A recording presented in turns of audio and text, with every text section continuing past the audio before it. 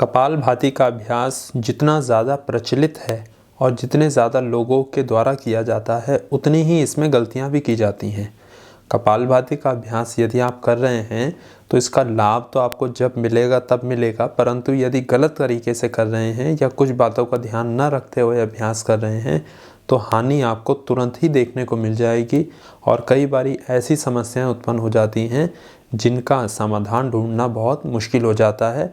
और हमारा ध्यान इस तरफ भी नहीं जाता कि योग अभ्यास गलत तरीके के करने के कारण हमें यह समस्या उत्पन्न हुई होगी, क्योंकि हमारी ऐसी धारणा है कि कपालभाति तो सभी को लाभ करता है, सभी के लिए कैसे भी कोई भी कर सकता है, उसको लाभ ही करेगा, परंतु ऐसा नहीं है। यदि कुछ बातों को ध्यान में रखकर अभ्यास नहीं कर रहे हैं, विधि ठीक नहीं है, तो इसके काफ़ी गंभीर समस्याएं आपको पैदा हो सकती हैं। उसी चीज़ को ध्यान में रखते हुए आज इस वीडियो में हम 10 ऐसी बातों की चर्चा करेंगे जो कपालभाति का अभ्यास करते समय आपको सावधानियों के रूप में ध्यान रखनी है और कपालभाति से पहले और बाद में ध्यान रखनी है। तो सबसे पहली बात, जब कपालभाति का अभ्यास करें तो कपालभाति के अभ्यास के बाद में अनुलोम विलोम ज़रूर करें। फिर अभ्यास करते समय गति धीमी होनी चाहिए। बहुत सारे लोग जो अभ्यास करते हैं इस प्रकार से गति नहीं होनी चाहिए। सामान्य गति के साथ अभ्यास करें, शांति के साथ। सांसों को जितनी ज़्यादा तेज़ तेज़ भरेंगे और छोड़ेंगे मन उतना ज़्यादा विचलित रहेगा, उतना ज़्यादा व्याकुल रहेगा। योग अभ्यास के माध्यम से हमें शरीर और मन दोनों को शांति प्रदान करानी है और मस्तिष्क की क्रिया को भी बिल्कुल आराम देना है। इसीलिए जब तेज़ तेज़ सांस बाहर छोड़ेंगे तो शरीर के ऊपर और मस्तिष्क के ऊपर दोनों जगह दबाव, प्रेशर उत्पन्न होगा, जो स्वास्थ्य के लिए अच्छा नहीं है। और अक्सर सिर दर्द, सिर में भारीपन, आँखों में भारीपन, ऐसी समस्याएं इस कारण से देखने को मिलती हैं। इसीलिए कपालभाति का अभ्यास जब करें तो धीमी गति के साथ एक बार सांस बाहर पेट अंदर किया, उसके बाद में लगभग 1.5 से लेकर 2 सेकंड का फासला दें।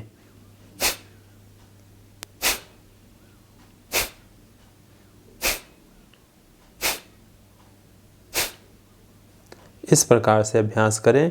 और जिन लोगों ने अभी नया अभ्यास आरंभ किया है वो और धीमी गति के साथ अभ्यास करें, तो इस बात को ध्यान रखें। फिर तीसरी बात, अभ्यास खाली पेट करें। यदि सुबह करें तो बहुत अच्छा है, नहीं तो दिन में किसी भी समय कपालभाति का अभ्यास कर सकते हैं।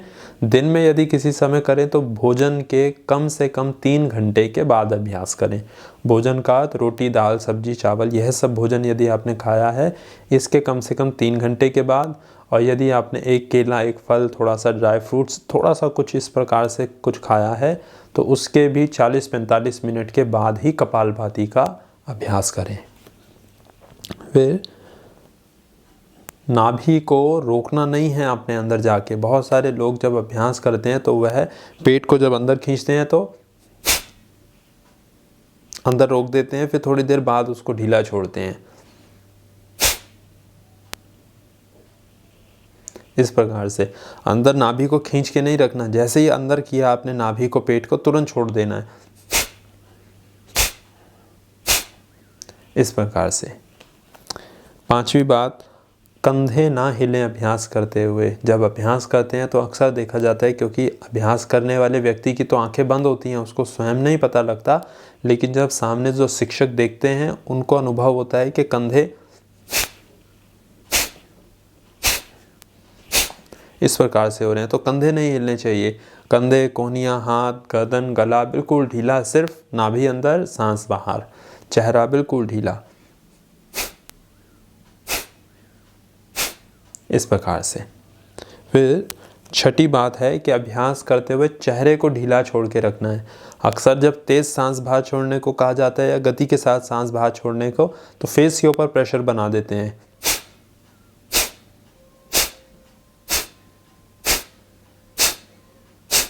इस प्रकार से ऐसे नहीं करना अभ्यास। चेहरा, मस्तिष्क, आंखें बिल्कुल ढीली छोड़ के बिल्कुल सहज भाव से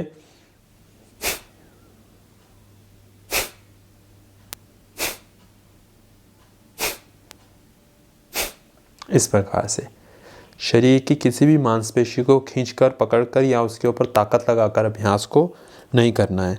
फिर 7वीं बात, सांस को गति के साथ बाहर छोड़ना है, अर्थ कम समय में आपको ज़्यादा वायु को, ज़्यादा सांस को प्रेशर के साथ बाहर छोड़ना है।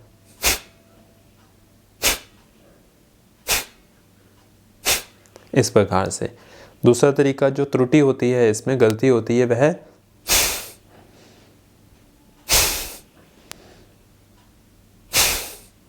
लंबा सांस को बाहर छोड़ते हैं। तो लंबा सांस नहीं छोड़ना है, इस प्रकार से नहीं, सांस गति के साथ बाहर छोड़ना है, कम समय में ज़्यादा सांस को शरीर से बाहर छोड़ना है। 8वीं बात, अभ्यास करते हुए पीठ और गर्दन सीधी रहे। अक्सर पीठ इस प्रकार से आगे झुक जाती है और स्पाइन में कर्व शेप आ जाता है, जिससे बाद में पीठ में दर्द, पीठ में भारीपन, थकावट ऐसी अनुभूतियाँ होने लगती हैं। कई बार चक्कर आना, आंखों के आगे अंधेरा आना, यह सब समस्याएं उत्पन्न होने लगती हैं। तो अभ्यास करते हुए पीठ और गर्दन ऊपर से लेकर नीचे तक पूरी रीढ़ की हड्डी आपकी एक सीध में होनी चाहिए। 9वीं बात, अपनी कोहनियों को जब आप रखते हैं, जब आप कपालभाति के अभ्यास के लिए सुखासन, सिद्धासन, अर्ध पद्मासन, पद्मासन किसी भी आसन में बैठते हैं, तो इस प्रकार से नहीं रखना है कोहनियों को सीधा रख के। कोहनियों को मोड़कर हथेलियों को, इस हिस्से को घुटनों के ऊपर रखना है। जब इस हिस्से को रखेंगे तो ये कोहनियाँ यहाँ पर आपकी बिल्कुल ढीली हो जाएंगी, और जब कोहनियों को सीधा रखेंगे तो पूरे हाथ में, कंधे में तनाव बना रहेगा, प्रेशर बना रहेगा और थकावट का अनुभव होगा। अभ्यास भी ठीक से नहीं कर पाएंगे। कोहनियों को मोड़कर इस प्रकार से रखना है, जिससे ये गर्दन, कंधे, कोहनियाँ, हाथ बिल्कुल ढीले रहें। फिर 10वीं और अंतिम बात, जब अभ्यास को करें तो उसको चक्रों में करें। अर्थ, यदि आप गिनती के साथ अभ्यास करते हैं या समय देखकर, 2 तरीके से कपालभाति का अभ्यास किया जाता है। या तो आप चक्र के हिसाब से कि आपको 5 चक्र करने हैं, 10 चक्र करने हैं, और प्रत्येक चक्र में 20 बार, 50 बार, 100 बार, इस प्रकार से। दूसरे तरीके से आप घड़ी देख के अभ्यास करते हैं कि 30 सेकंड का एक चक्र करना है, फिर दूसरा 30 सेकंड, फिर तीसरा 30 सेकंड, या 1 मिनट या 2 मिनट, इस प्रकार से। कई सारे लोग सीधा ही अभ्यास करते ही रहते हैं, तो इस प्रकार से ना करें। इस प्रकार से आपको जल्दी थकावट होगी और कहीं ना कहीं लाभ भी ठीक प्रकार से नहीं मिल पाएंगे, क्योंकि जब पेट थक जाएगा, ज़बरदस्ती आप सांस बाहर निकालने की कोशिश करेंगे तो ठीक प्रकार से व्यायाम पेट का नहीं हो पाएगा। तो यदि आप 5 मिनट अभ्यास करते हैं या आप 500 बार कपालभाति का अभ्यास करते हैं, तो यदि 500 बार करते हैं तो उसको 10 बार करके करें, 50, 50, 50, इस प्रकार, या 5 बार करके करें, 100, 100, 100, 100, 100, इस प्रकार से। तो अभ्यास को चक्रों में डिवाइड करके अभ्यास करें और प्रति एक चक्र के बाद लगभग 1 मिनट का फासला दें बीच में। फिर उसके बाद, जैसे अभी आपने 100 बार किया, अब रुक जाएं, उतनी देर तक आंख बंद करके सांसों पे ध्यान, पेट को, पीठ को बिल्कुल ढीला, सांसों को भी ढीला छोड़ देना है। फिर लगभग 1 मिनट के बाद दूसरा चक्र आरंभ करें। तो इस प्रकार से चक्रों में कपालभाति का अभ्यास करें तो आपको ज़्यादा लाभ मिल पाएगा और थकावट भी नहीं होगी। तो यह कुछ 10 विशेष बातें थी जो कपालभाति के संदर्भ में आपको बतानी थी। प्रयास करें इन बातों को ध्यान में रखकर ही अभ्यास करें, तो आपको अभ्यास के पूरे लाभ भी प्राप्त होंगे। कपालभाति की विधि के ऊपर एक पूरी अलग से वीडियो बनाई गई है, जिसमें कपालभाति का अर्थ, प्रभाव, लाभ, सावधानियां, किस प्रकार से करना है, किसको करना, किसको नहीं करना, और विधि करके भी बताया गया है। उस वीडियो का लिंक डिस्क्रिप्शन बॉक्स में आपको मिल जाएगा। उस वीडियो से आप कपालभाति के संदर्भ में पूरी जानकारी प्राप्त कर सकते हैं।